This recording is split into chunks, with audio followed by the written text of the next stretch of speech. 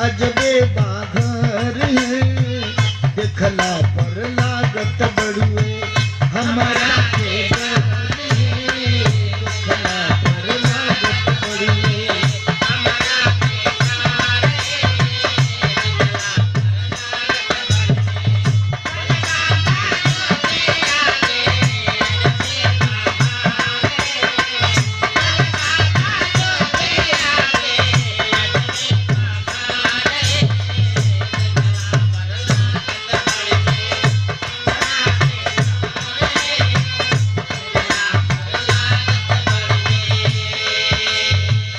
दूसरा भक्त कहा कि आखिर क्यों डर रहे हो? तो पहला भक्त डर का कारण बताया। क्या कारण बताया? जमुना बखरिया में, जमुना बखरिया में गरजता बाघ हो।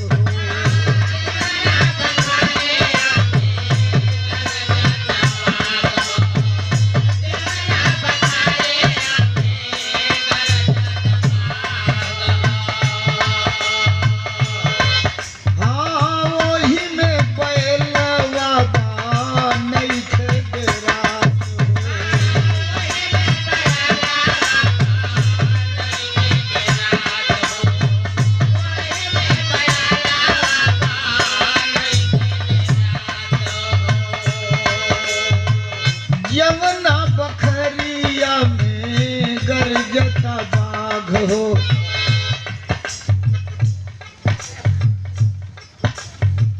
परम आदरणीय डॉक्टर साहब श्री के.एन. यादव, माननीय प्रधान जी के आप भ्राताश्री, आपकी तरफ से सादर 101 रुपए पुरस्कार प्रदान किए गए हैं। डॉक्टर साहब को कोट कोट नमस्कार प्रणाम, सबको नमस्कार प्रणाम नमस्कार। कहता है भक्त क्या? जमुना बखरिया में गरजता बाघ हो, ओही में बैलवा बानई खेड रात हो। जमुना घरे में फूफू कार विषधर है, जमुना घरे में फूफू कार विषधर है, ओही में मूस करे कैसे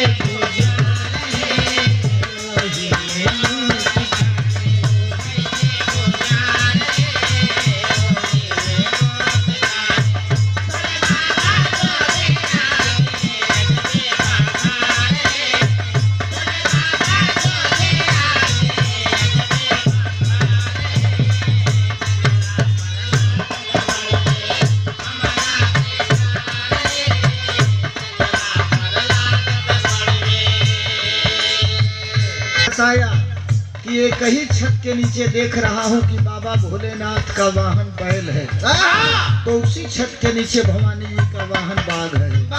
बाघ है हिंसक जीव, बैल को मार कर खा जाएगा। डर इस बात के लिए है, और डर इस बात के लिए भी है कि कहीं मैं अंदर गया तो बाघ मुझे भी मार कर खा सकता है। दूसरी ओर देख रहा हूँ कि बाबा भोलेनाथ के गले में सर्प फुफकार मार रहा है, तो ठीक बगल में गणेश जी का वाहन चूहा चहलकदमी कर रहा है। इसका मतलब चूहे का दुश्मन सर्प है, सर्प मुझे भी डस सकता है, चूहे को भी खा सकता है। तो डर तो इसी बात के लिए है। एक दूसरे के दुश्मन सब हैं, बैल का दुश्मन बाघ, चूहे का दुश्मन सर्प, और सर्प का दुश्मन भी देख रहा हूँ कि उसी छत के नीचे है। किसे बताया भक्त? हाँ, जमुना यमुनावा में कार्तिक के मोरवा,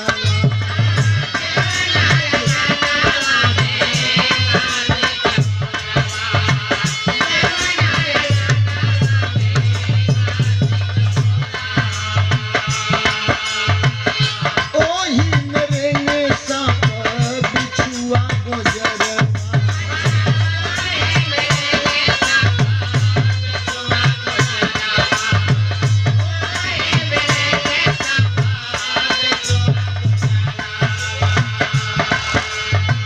यानी बैल का दुश्मन बाघ, चूहे का दुश्मन सर्प, और सर्प का दुश्मन मोर भी इसी छत के नीचे है। लेकिन आश्चर्यजनक दृश्य दिखाई दे रहा है। क्या दिखाई दे रहा है? क्या? यमुना में कार्तिक के मुरवा, ओही मेरे में सांप बिछुआ गुजरवा, संग में रहेलन सब, संग में रहेलन सब, आठों पहाड़ है यह सब ही के देखे सब।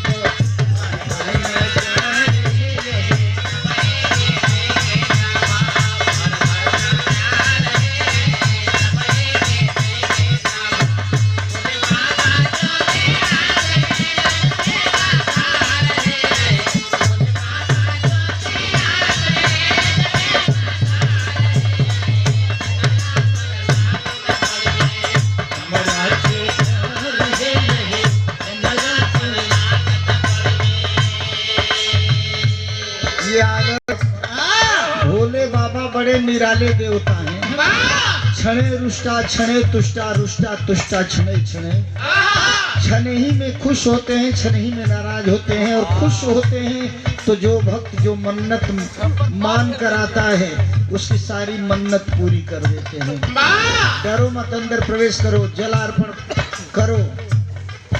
हिम्मत करके वह आगे वाला भक्त मंदिर में प्रवेश किया, बाबा भोलेनाथ पर जलार्पण किया, खड़ा हो गया हाथ जोड़ करके और कहा कि बाबा, जैसा आपका घर देख रहा हूँ वैसा ही मैं अपना देश देख रहा हूँ।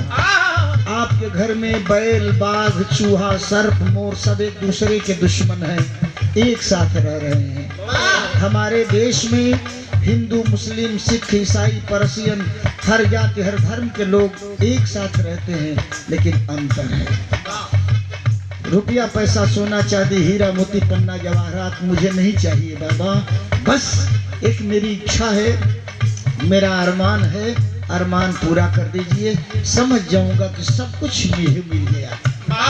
अपने लिए तो कोई भी मांगता है, हर भक्त अपने लिए सिर्फ मांगता है, लेकिन इस भक्त की मांग देखिए, परहित सरिस धर्म नहीं भाई।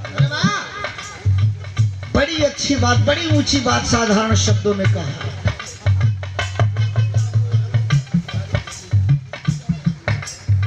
उधरा की पावन धरती से बाबा, यही अंतर है कि आपके घर में सब एक दूसरे के दुश्मन होते हुए भी परस्पर प्रेम से रहते हैं, और हमारे देश में सब लोग एक दूसरे के दुश्मन बन करके रह रहे हैं। उधर बाबा, आपके घर में बैल, बाघ, चूहा, सर्प, मोर सब एक दूसरे के दुश्मन हैं, परंतु परस्पर प्रेम से रहते हैं। हमारे देश में हिंदू, मुसलमान, सिख, ईसाई, परसियन सारे लोग एक साथ रहते हैं, लेकिन परस्पर कहीं प्रेम नहीं है।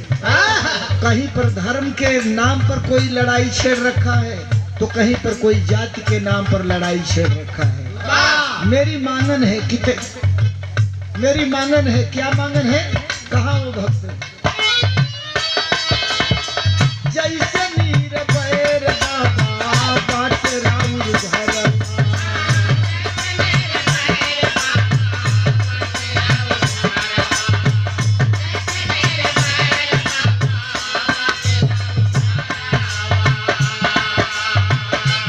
हाँ वैसन बना दे समाज का विचार।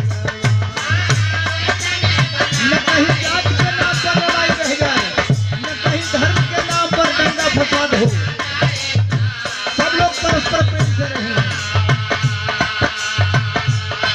हाँ जैसे नीर बैर बाबा बाट राउर घरवा, वैसे बना दे समाज के विचारवा। सोना के चिड़ैया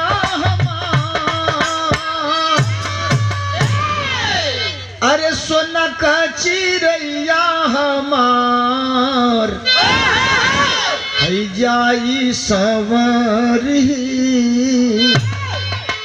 सोना का चिड़ैया फिर से जाई संवर